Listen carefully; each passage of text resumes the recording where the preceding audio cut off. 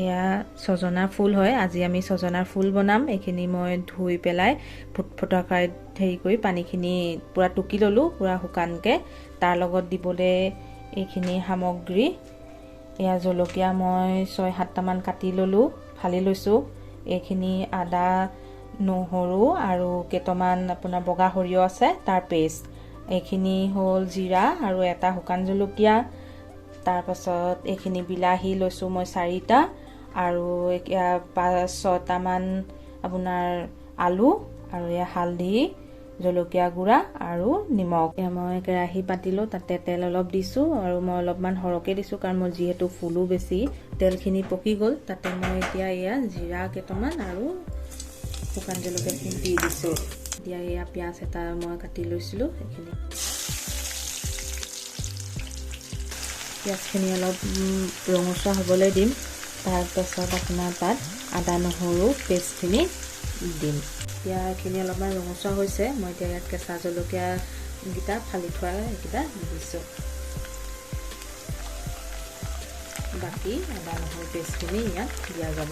এতিয়া ইয়াত এইখিনি দি দিছোঁ, হালধি, জলকীয়া পাউডাৰ আৰু নিমখটো আপোনালোকৰ নিজৰ আন্দাজমতে দিব। এতিয়া মই বাতি থোৱা নহৰু, আদা আৰু বগা সৰিয়হ পেষ্টখিনি ঢালি দিলোঁ।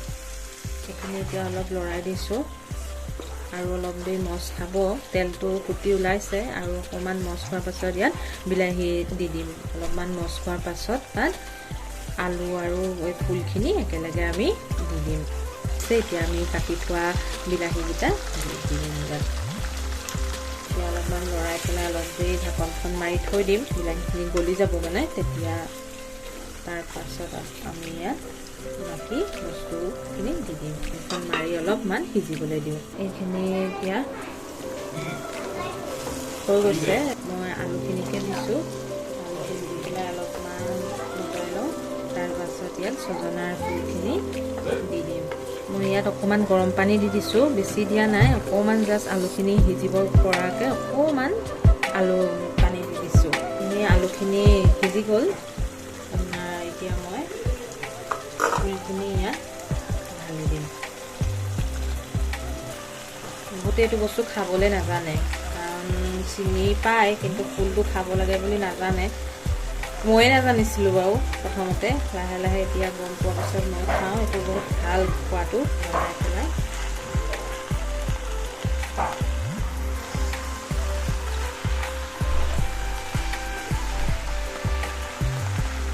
মই অকণমান সিজিবলৈ পানী দি দিছোঁ, গৰম পানীয়ে হয় এইখিনি, অলপ কুহুমীয়া, বৰ বেছি দিয়া নাই।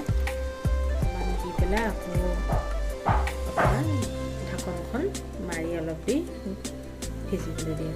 এইখিনি হৈ গৈছে, মই অলপমান জোল মানে পানীটো ৰাখি দিছোঁ, অলপ বৰ বেছি ডাঠ কৰা নাই, তেতিয়া ভাতৰ লগত খাই পেলাই ভাল লাগে। আপোনালোকে যেনেকৈ ভাল পায় তেনেকৈ কৰিব পাৰে, পানীটো শুকুৱাই দিব পাৰে বা পানীটো ৰাখিবও পাৰে। মই অলপমান পানীটো ৰাখিছোঁ, আপোনালোকে দেখিব পাৰে। ইয়াত কেৰাহীখন বটা কৰিছোঁ, বেছি ৰখা নাই, অলপমান। এইখিনি হৈ গ'ল, খাবলৈ এতিয়া টেষ্ট কৰিবলৈ দিম ভাতৰ লগত। নিশ্চয় ভালেই পাব, বনাই খাবচোন। খাই কেনেকুৱা পালে কমেণ্ট কৰি জনাব, আৰু যদি ভিডিঅ'টো চাই ভাল পাইছে তেনেহ'লে আপোনালোকে লাইক আৰু ছাবস্ক্ৰাইব কৰিব।